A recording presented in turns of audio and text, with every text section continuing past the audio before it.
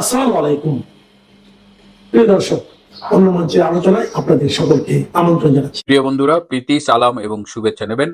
আগামীকাল 23শে জুন বাংলাদেশ আওয়ামী লীগের প্রতিষ্ঠা বার্ষিকী আওয়ামী লীগের, অথচ ভয়ে কাঁপছে বর্তমান বিএনপি সরকার। কি এমন হয়েছে আওয়ামী লীগের একটা প্রতিষ্ঠা বার্ষিকীতে সরকারের এমন কাঁপুনি উঠেছে যে একেবারে পুলিশ বিজিবি বাদ দিয়েও 6টি জেলায় সেনাবাহিনীকে মাঠে নামানো হচ্ছে?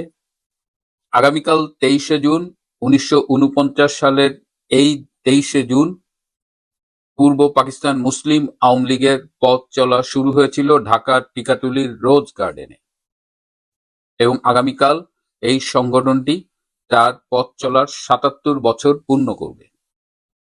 1955 সালে তার নাম থেকে মুসলিম শব্দটা বাদ যায়, এবং তারপরেই আওয়ামী লীগ জন্ম থেকেই অসাম্প্রদায়িক একটি রাজনৈতিক সংগঠন, এবং পরবর্তীতে বাংলাদেশের যে মুখ্য অর্জনগুলো এবং সবচেয়ে বড় অর্জন যে বাংলাদেশের স্বাধীনতা, সেটি অর্জিত হয়েছে এই বাংলাদেশ আওয়ামী লীগের নেতৃত্বেই, বাঙালির জাতির পিতা বঙ্গবন্ধু শেখ মুজিবের নেতৃত্বেই। তো আগামীকাল এমন একটা পরিস্থিতিতে বাংলাদেশ আওয়ামী লীগের প্রতিষ্ঠা বার্ষিকী পালিত হতে যাচ্ছে যখন বাংলাদেশের সংগঠনটির কার্যক্রম এই স্বৈরাচারী অবৈধ সরকার নিষিদ্ধ করেছে। ইউনূস সরকার করেছিল, বর্তমান সরকার সেটা কন্টিনিউ করছে। কিন্তু কি এমন ঘটনা ঘটলো যে একেবারে ভয়ে কাঁপাকাঁপি শুরু হয়ে গেল? কদিন আগে একটা গোয়েন্দা রিপোর্টের কথা বলেছিলাম, যেটা গত বৃহস্পতিবার প্রধানমন্ত্রীর টেবিলে সাবমিট করা হয়েছে। সেখানে বলা হয়েছিল যে 23শে জুনকে কেন্দ্র করে বাংলাদেশের পরিস্থিতির অবনতি ঘটতে পারে, অস্থিতিশীল পরিস্থিতির সৃষ্টি হতে পারে, এবং তাতেই সরকার একেবারে জ্বর উঠে গেছে। ভয়ে জ্বর উঠেছে। প্রথম হলো আর্মি কল করেছে 6টা জেলায়, ঢাকা, নারায়ণগঞ্জ, গাজীপুর, চট্টগ্রাম, ফরিদপুর এবং গোপালগঞ্জ জেলায়। এই যে আর্মি ডাকা হলো, এটা নিয়ে কিন্তু আর্মির মধ্যেই অসন্তোষ। তারা কদিন আগে ব্যারাকে ফিরেছে, আবার ডাকা হলো। আগে বিএনপির বীর সৈনিকেরা বলতো যে পারলে পুলিশ রেখে আসুক, আর এখন নিজেরা আর্মি ছাড়া কাঁপে। এটা নিয়ে অলরেডি হাসাহাসি শুরু হয়ে গেছে। কিন্তু সমস্যা যেটা হয়েছে যে এই প্রতিষ্ঠা বার্ষিকীকে সামনে রেখে আওয়ামী লীগ কি করছে, বড়জোর কিছু মিছিল করছে, সারা দেশব্যাপী মিছিল হচ্ছে, মিছিলের সংখ্যা বাড়ছে, মিছিলের দৈর্ঘ্য বাড়ছে। কিন্তু একটা দেশ, একটা সরকার, নির্বাচন যেভাবেই হোক 4 মাসও হয়নি, এর মধ্যে তাদের ভয় কি? তাদের কি পতনের ভয় কাজ করছে এখনই? আওয়ামী লীগও তো মনে হয় না যে চাইবে যে এই মুহূর্তে বিএনপি চলে যাক, কারণ বিএনপি যেভাবে সরকার চালাচ্ছে তাতে আওয়ামী লীগ তো নিশ্চয়ই চাইবে যে আরো কয়েক মাস থাকুক, এই দলটা পোস্টে পোস্টে গন্ধ বেরোক, দুর্গন্ধ বেরোক। কিন্তু এই দলটা নিজেই ভয় পাচ্ছে, এবং পুলিশ যেটা শুরু করেছে, যে পুলিশ সারা দেশে বাড়িতে বাড়িতে যা আওয়ামী লীগ, ছাত্রলীগ এবং তাদের নেতাকর্মীদের খুঁজতেছে। পাক বা না পাক যেটা হচ্ছে, এর মধ্য দিয়ে সাধারণ জনগণ কিন্তু ভীষণ হয়রানির মুখোমুখি হচ্ছে, হয়রানির শিকার হচ্ছে, এবং পুলিশ গ্রেপ্তারের ভয় দেখিয়ে ব্যাপক বাণিজ্য শুরু করেছে। তার মানে আওয়ামী লীগের বাংলাদেশকে অস্থিতিশীল করতে হবে না, অলরেডি সরকারি নিরাপত্তা বাহিনী যা শুরু করেছে তাতে জনগণ কিন্তু ইতিমধ্যে ভীষণ উদ্বিগ্ন, কোথাও কোথাও শঙ্কিত। আর আর্মি তো বললামই, তাদের ইন্টারনাল কিন্তু একটা ভীষণ চাপা অবস্থা বিরাজ করছে। ডিসিপ্লিন ফোর্স বলে অনেক কিছু আমরা বাইরে খালি চোখে দেখতে পারি না। আবার এই যে হঠাৎ করে আর্মি নামানো হচ্ছে, এটার ইন্টারন্যাশনাল ইম্প্যাক্ট কি? বাংলাদেশে যে বিভিন্ন দূতাবাসগুলো আছে, বিদেশি রাষ্ট্রের দূতাবাস, তারাও কিন্তু এক ধরনের অস্বস্তিতে পড়েছে। সোর্স নিউজের কাছে নাম প্রকাশে অনিচ্ছুক একটি বিদেশি দূতাবাসে কর্মরত কূটনীতিক বলেছেন যে এইভাবে যদি বাংলাদেশ আগামী দিনে চলতে থাকে তাহলে আমাদের দ্বিপাক্ষিক সম্পর্ককে তা ক্ষতিগ্রস্ত করতে বাধ্য।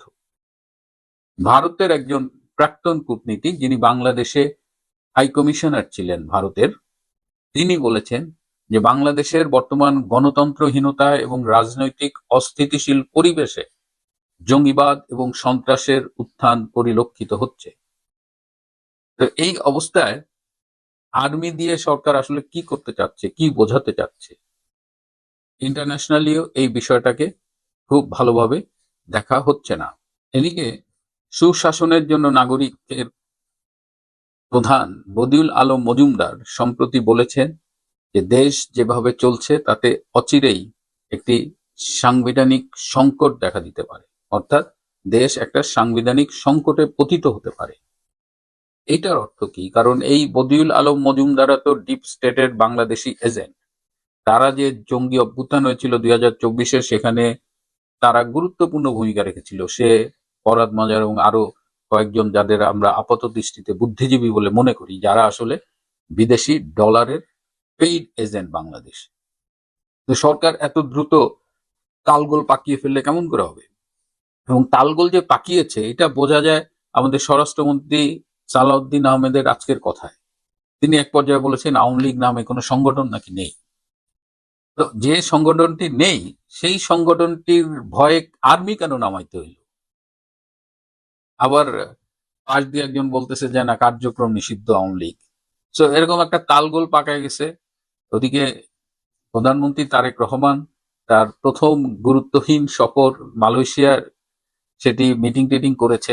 আমি বলেছিলাম যে এটা আসলেই গুরুত্বহীন, এবং সেই গতানুগতিক সেই ম্যান পাওয়ার এক্সপোর্ট করা, রোহিঙ্গা সমস্যা সমাধান এবং কিছু বাণিজ্য ফ্রি ট্রেড এগ্রিমেন্ট আগামী বছর তারা করার চেষ্টা করবে। তার মানে এটা খুবই নন স্পেসিফিক একটা আলোচনা, এবং তাতেই দেখলাম যে তার বহরে যারা গেছে তারা একেবারে খুশিতে গদগদ। মালয়েশিয়ার সাথে বাংলাদেশের সম্পর্ক নাকি নতুন উচ্চতায় চলে গেছে। তো আজকে তিনি প্রধানমন্ত্রী যাবেন চায়নায়, এবং চায়নায় তিনি অনেক দিন থাকবেন, বিশ্ব ইকোনমিক ফোরামের মিটিং অ্যাটেন্ড করবেন, এবং চীনের প্রেসিডেন্ট শি জিনপিংকে তিনি পাবেন 26শে জুন। তো প্রধানমন্ত্রী বিদেশ সফর করুক, সরকার ভয় পাচ্ছে। তবে উদ্বিগ্ন হবার মতো যে ঘটনা সেটা হলো যে আওয়ামী লীগের প্রতিষ্ঠা বার্ষিকীকে সামনে রেখে তৃতীয় কোনো পক্ষ বাংলাদেশের পরিস্থিতির অবনতি ঘটানোর চেষ্টা করতে পারে। এটা কিন্তু সরকারের কাছে যে গোয়েন্দা রিপোর্ট উপস্থাপিত হয়েছে সেখানেও উল্লেখ করা আছে। এই জায়গাটা ভয়ের এ কারণেই যে বাংলাদেশে এই মুহূর্তে অনেকগুলো আন্তর্জাতিক জঙ্গি সংগঠন অপারেট করছে। পাকিস্তান ভিত্তিক সংগঠন বা আল কায়দার সংগঠন, IS এর সংগঠন, অনেকগুলো শাখা প্রশাখা বাংলাদেশে অপারেট করছে, এবং এরা যে কোনো সময়, এবং এরা সবসময় উসিলা খুঁজতেছে, এবং 23শে জুন তাদের জন্য একটা ভালো উসিলা, এবং এই দিন তারা সরকারকে বিতর্কিত করার জন্য এমন কিছু ঘটনা ঘটাতে পারে যাতে আওয়ামী লীগের কাঁধে গিয়ে দোষগুলো পড়ে। সো এই জায়গাটা আসলে উদ্বেগের। কিন্তু সরকার একদম তালগোল পাকিয়ে যা শুরু করেছে তাতে আমাদের যেমন করুণা হচ্ছে, লোকজন কিন্তু বেশ ছিছি ছিছি করছে।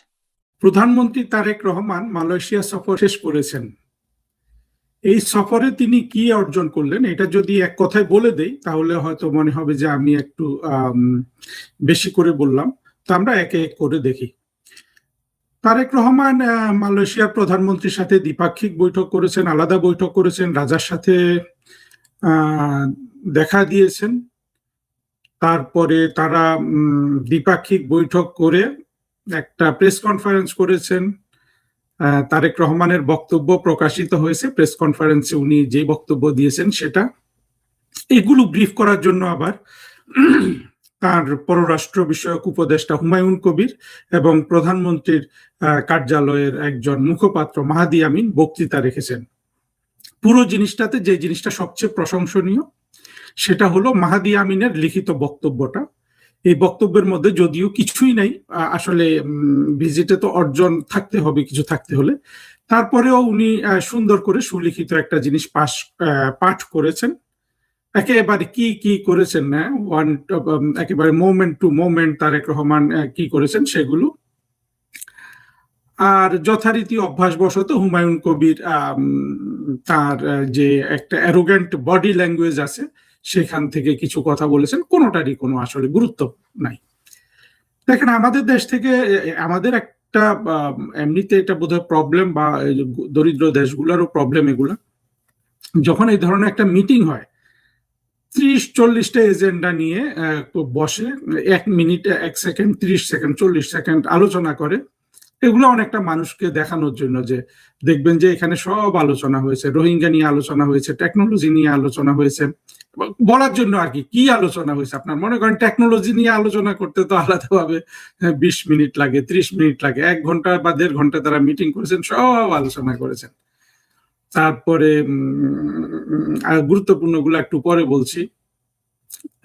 যা বুঝলাম না, হুমায়ুন কবির বলল যে আসিয়ানে যোগ দেওয়ার জন্য তারা দরখাস্ত করেছেন। এখানে আসিয়ানের আর কি ছোটখাটো 2-1টা ফোরামে বাংলাদেশের যোগ দেওয়া নিয়ে কথা হয়েছে বলে তারেক রহমানের বক্তব্যে আমরা পেয়েছি। তারপরে কি কি ধরনের চুক্তি স্বাক্ষরিত হয়েছে, একটা কালচার সংস্কৃতির উপর একটা মেমোরেন্ডাম অফ আন্ডারস্ট্যান্ডিং সই হয়েছে, যেটার আসলে কোনো গুরুত্ব নাই। এই জিনিসটা যে ছিল না এতদিন, আমি অবাক হয়েছি। সাধারণত এগুলো থাকে, মাঝে মাঝে এগুলোকে একটু আপনার এদিক সেদিক করে নতুন করে একটা সই করানো হয়, মানুষকে দেখানোর জন্য যে আমরা ওইখানে একটা কিছু সই করেছি। এটা আসলে তারেক রহমানের সরকারের জন্য বলছি না, এটা হলো আমাদের কালচারে এটা দাঁড়িয়েছে যে বিদেশে গেলে কিংবা বিভিন্ন ফরেন মিনিস্ট্রির কালচার, বিদেশে তাদের সরকার প্রধানরা গেলে যে ধরনের কোনো কিছু করলে মানুষ ভাববে মানে জাতিকে খাওয়ানোর জন্য যে আমরা কিছু একটা করেছি। সত্য কথা হলো তারেক রহমানের এই সফরে আমি একেবারে কিছুই দেখিনি। যা কিছু আলোচনা হয়েছে, যা কিছু এত প্রচার, এগুলো আসলে একটা ইয়ে করলে এগুলো মোটামুটি ফরেন সেক্রেটারি লেভেলেও আলোচনা করা যায়, এগুলোতে তেমন কিছু আসেনি। কোন জায়গাটায় আসতে পারতো সেটা পরে আসছি। আরেকটা জিনিস আলোচনা করা হয়েছে যে দুই দেশের ফরেন মিনিস্ট্রির মধ্যে যে কনসালটেশনের সিস্টেম আছে সেটাতে তারা অনেক রাজা উজির মারবেন। দেখুন, এটা বাংলাদেশের প্রায় পৃথিবীর এখন সব দেশের সাথে আছে।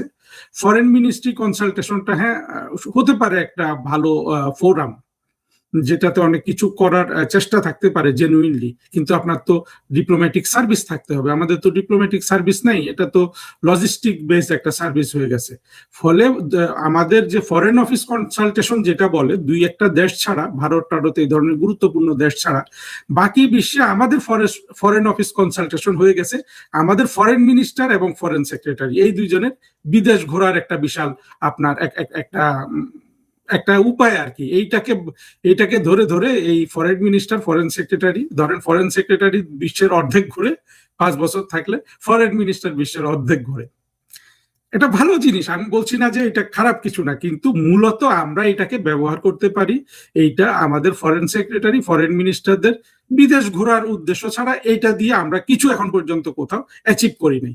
এটাও কিন্তু তারেক রহমানের সরকারকে টার্গেট করে বলি নাই, বুঝতে পারছেন যে এটা বহু বছর ধরে চলে এসছে। এইটা উদ্ভাবন করেছিল, মূলত এক্সপান্ড করেছিল আমাদের পররাষ্ট্র সচিব মিজানুল কায়েস, যে এইখানে এরকম একটা থাকলেই তো বিদেশ ঘোরা যায়। এটা কিন্তু উদ্দেশ্য ছিল, যদিও এটাকে ভালো কাজে লাগানো যায়, কিন্তু আমরা এখন পর্যন্ত ফরেন অফিস কনসালটেশন করে সারা পৃথিবী থেকে এখনো কোনো কিছু উদ্ধার করেছি আমরা কিন্তু সেটা দেখিনি। এখন তারেক রহমান কি অর্জন করতে পারতেন? তারেক রহমানের যদি মাহাতির তো না, এই আনোয়ার ইব্রাহিম সাহেব যদি ঘোষণা দিতেন যে এই যে শ্রম বাজারটা বন্ধ করে রেখেছে, তারেক রহমানের সফর উপলক্ষে তিনি শ্রম বাজার আবার খুলে দিয়েছেন, যদি এই ঘোষণাটা উনি দিতেন, তাহলে বা বলতেন যে না, আমাদের প্রধানমন্ত্রীর সম্মানে তিনি একটা কিছু করেছেন। আসলে কিছুই করেননি। আবার দেখবেন যে এগুলোতে কোনো কিছু মালয়েশিয়া একটা কিছু দিয়েছে এমন কোনো কিছুর প্রমাণ নাই। এটা হয়েছে কি, এটা হলো আসলে এখনো ওইটাই দেখা যাচ্ছে যে তারেক রহমানের একটা স্টপ ওভার দরকার ছিল, সেটা আনোয়ার ইব্রাহিম সাহেব একটা সুযোগ করে দিয়েছেন, যে উনি প্রথমে চীন গেলেন না, মালয়েশিয়া গেলেন। এর বাইরে এই এই এই তারেক রহমানের প্রথম বিদেশ সফরের কোথাও কিচ্ছু নাই, এটার কোনো গুরুত্ব নাই যা কিছু আলোচনা হয়েছে।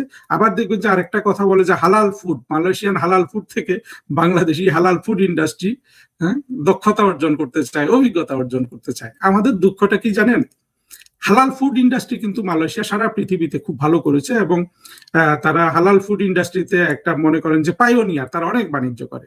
আর আমাদের যত মন্ত্রীগুলা আসে, হালাল ফুড শুনলে ওদের শিরা উপশিরা যেভাবে আপনার শিহরণ বয়ে যায়, আর কোনো কিছুতে কিন্তু এইরকম শিহরণ বয়ে যায় না। আমার ধারণা আমাদের যত মন্ত্রীরা এসে এই পর্যন্ত একমাত্র সম্ভবত খলিল সাহেবের শিরায় উপশিরায় হালাল ফুড কথাটা শুনে কোনো শিহরণ বয়ে যাবে না, বাকিদের কিন্তু এই শিহরণটা বয়ে যায়। অর্থাৎ আমরা পররাষ্ট্র মন্ত্রণালয়ে সবসময় ইসলামিস্টদের নিয়োগ করি, এবং ইসলামিস্টরা হলো যে আপনার, কালকে আমি একটা কথা বলেছিলাম যে যখনই ইসলামিস্ট একজন আপনার সিস্টেমে ঢুকে, কূটনৈতিক সিস্টেমে ইয়েতে আপনার এক ধরনের জঙ্গিবাদ মৌলবাদদের তরফে আপনি একটা কিছু করলেন, কিন্তু সার্বিকভাবে তাদের দ্বারা পুরো সিস্টেমটার আপনার কোয়ালিটিটা কম্প্রোমাইজড হয়।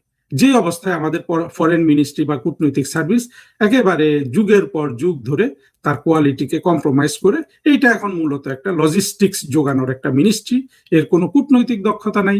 এবং তারেক রহমান এই ধরনের ফরেন মিনিস্ট্রি নিয়ে, যদিও এটা তারই বান্ধব, অর্থাৎ এটার যে দক্ষতা কমানো হয়েছে এর কারণেও কিন্তু এই লোকগুলা, এই যে তারেক রহমান জামাত বিএনপিকে সহযোগিতা করার জন্য তাদের যে প্রস্তুতি, সেটার অংশ। অর্থাৎ এই প্রস্তুতিটা নেওয়াটাই হলো যে আপনার কূটনৈতিক দক্ষতা কমিয়ে দেয়া। আমার দুঃখ হলো যে সেই জায়গায় কিন্তু আমাদের আওয়ামী লীগেরও কন্ট্রিবিউশন আছে। কিন্তু তারেক রহমানের মালয়েশিয়া সফর, এটা শুধুই একটা লোক দেখানো সফর। এখানে যদি আপনার কিছু টাকা পয়সা খরচ হয় ভিজিটে, এই পুরোটাই কিন্তু লস। এখানে দেশের জন্য কিছুই নেই, শুধু একটা পাবলিক ডিপ্লোমেসি হলো। আর ওনারা যে লোক দেখানো, ওই যে এরা আবার বারবার ওই 15 বছরের বদনাম দিতে গিয়ে যে তারেক রহমান কম লোক নিয়ে গিয়েছেন, এইটা শুনেন, এটা একটা অঙ্কের ফাঁকি। যোগ করে দেখেন, লোক সংখ্যা কোনোভাবেই কম হবে না শেখ হাসিনার সফরগুলো থেকে। একটা জায়গায় তারেক রহমান মিস করেছেন, উনি ওখানে বলেছেন, এসব কথাবার্তা আছে যে উনি ইনভেস্টমেন্টের জন্য গেছেন, উনি ব্যবসার জন্য গেছেন।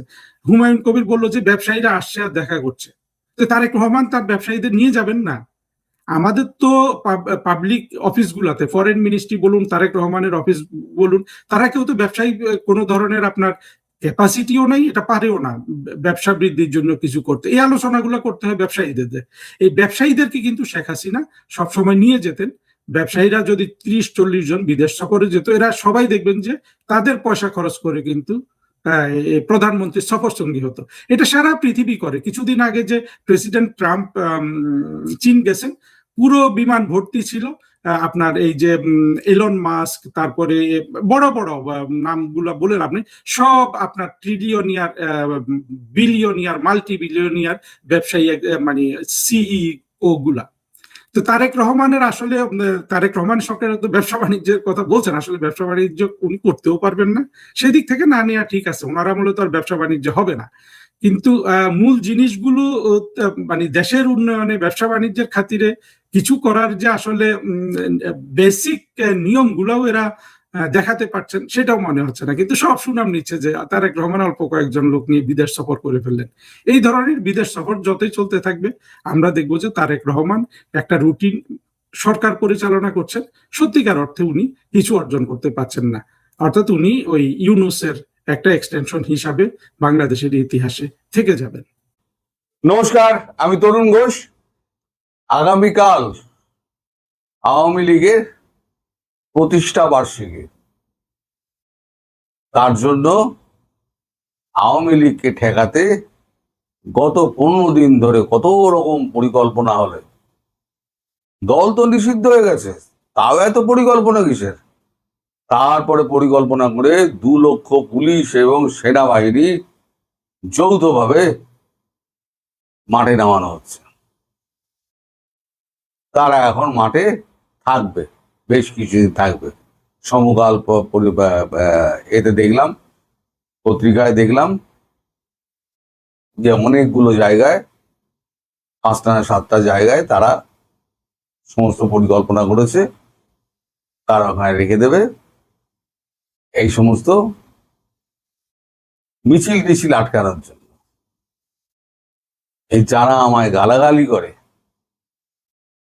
এই যে বাঙ্গুরা, এই বাঙ্গুদের এত ভয় কিসের? বাঙ্গুরা তো এখনো জানে না যে অকল্পনীয় একটা পরিকল্পনা হচ্ছে। সেই পরিকল্পনা বাস্তবায়ন হলে পশ্চাৎ দেশের চামড়া দিয়া আমরা যে জুতা বানাইমু, পশ্চিমবঙ্গের মানুষ সবকটার পশ্চাৎ দেশের চামড়া উঠাইয়া, উহার মধ্যে নুন মাখাইয়া, রোদ্দুরে শুকান দিয়া, তারপরে তারে আর ওয়াশ টোয়াশ কইরা অ্যাসিডে আমরা জুতা বানাইমু, তখন পশ্চাৎ দেশ লাল কইরা, তারপরে যা যা করাচ্ছে তো করুম। কিন্তু তবুও তো ভয় কেন? তোরা তো স্বৈরাচারকে দূর করেছিস না, দূর তো হয়েছে তগদেশ থেকে। হ্যাঁ, তো ভয় কিসের? তো লুকিয়ে লুকিয়ে ভুলভাল নাম দিয়ে একটা করে 10 জন 12 জন করে চ্যানেল হোল্ডার, এই সাবস্ক্রাইবার হোল্ডার, তারা এসে আমায় গালি দিয়ে চলে যায়, ফ্রাস্ট্রেশন আমার ওপরে দেখায়। তা আমার মতো 66 বছর বয়সে 10,000 জোগাড় করে দেখা, আমার তো 2 লাখ হয়েছে। দর্শক, আপনাদের সহযোগিতা এই যে 2 লাখ হয়েছে, তার জন্য আমি আপনাদের মানে ধন্যবাদ জানাতে পারিনি। আসলে আমার মাথায় থাকে না, এই মানে সাবস্ক্রাইবার কি হলো না হলো মাথায় থাকে না আমার, তাই আমি অতটা আমি খেয়াল করিনি। তা আপনাদের সকলের প্রতি আমার এই কৃতজ্ঞতা এবং নমস্কার। আপনারা সবাই আমার সাহায্য করেছেন 2 লাখ অব্দি পৌঁছে নিয়ে যাওয়ার জন্য। এভাবে আমার পাশে থাকবেন। আর এই বাঙ্গুদের তারা যেখানেই থাক, খুঁজে বার করে পায়ের চটি তো বানাবই। কি করে কি হবে সব সময় মতো জানতে পারবে। এখন ছোট ছোট ছোট ছোট ইঙ্গিত হচ্ছে, ইঙ্গিত। ওই বলে না, আগে ইঙ্গিত বাহী পরিকল্পনাকারী আগে ইঙ্গিত বাহী দেয়, তারপর মেসেজিং হয়, মেসেজিং, তারপরে হয় অ্যাকশন। তোমরা যা করার করে নাও। এই যে মিছিলগুলো হচ্ছে, এই মিছিলগুলো কি ঢপের মিছিল? আরে 2টো মিছিল দেখাই, ছোট ছোট অংশ দেখো, বেশি দেখাবো না, আপনাদের আবার হার্টবিট বেড়ে যাবে, বেশি দিলে হার্টবিট বেড়ে যাবে। তাই ছোট ছোট 2টো মিছিল দিচ্ছি না, 10টা মিছিলের ছবি আমার কাছে আছে, আমি 2টো মিছিলের ছোট ছোট অংশ দিচ্ছি, দেখুন।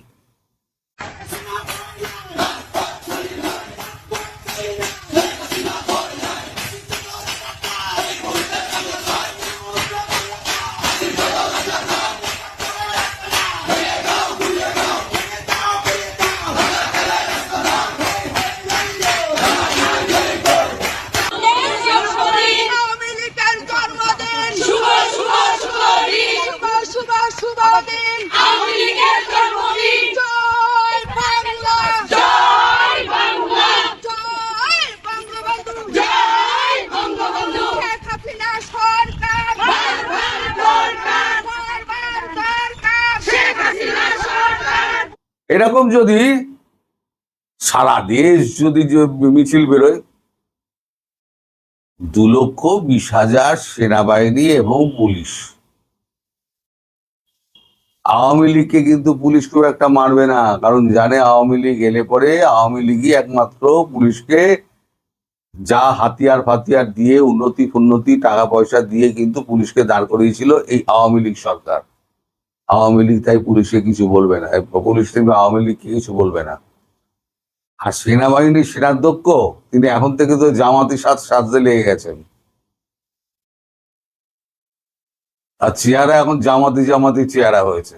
কোন দেশের সেনাবাহিনীর প্রধান তিনি এরকম জামাতি দলদের দাড়ি রেখে সেনাপ্রধান পদে রয়েছেন, পৃথিবীতে একটা নিদর্শন দেখাতে পারবেন না, একটা না। এটা চরম বিশ্বাসঘাতক এবং পূর্ণ মানে জামাতি। এ হচ্ছে রাজাকার। এরা হচ্ছে গিয়ে সত্যিকারের রাজাকার, যারা ভালো মানুষের মুখোশ পরে জাতির সামনে ভণ্ডামি করেছে। এই যে আপনারা এত যে ওয়াকার সাহেব, আপনাকে বলছি, এই যে এত আপনারা যে বন্দোবস্ত করছেন না, এই বন্দোবস্ত আপনাদের পশ্চাৎ দেশে ঢুকবে। কিভাবে ঢুকবে সেটা ওয়েট করুন, কারণ আমেরিকা কিন্তু আপনাদের সঙ্গ ছেড়ে দিয়েছে। আমেরিকা জানেন না আমেরিকা কি করেছে? ইউএস ইরান পিস ডিল, একটু খবর নিন। পাকিস্তানের কি অবস্থা হয়েছে একটু খবর নিন। আপনাকে সাহায্য করবে চীন, ফিরেও তাকাবে না। বর্তমান যে অবস্থা, ফিরেও তাকাবে না। রইল গিয়ে আপনার তুর্কির তো পেছনে ব্যান্ড বাজাচ্ছে হচ্ছে সাইপ্রাস, ব্যান্ড বাজাচ্ছে। ওই দেখেছেন না, ব্যান্ড নিয়ে বসে থাকে, ঢাম একটা করে ঢাম করে পড়ছে পশ্চাৎ দেশের দুটো সাইডে। সেগুলো খোঁজ খবর নিতে হবে তো। এসব খোঁজ খবর না নিলে পরে শুধু শুধু বাতেলা করে লাভ আছে? আপনারা একটু খোঁজ খবর করবেন না, পড়াশুনো করবেন না, শুধু মনে করেন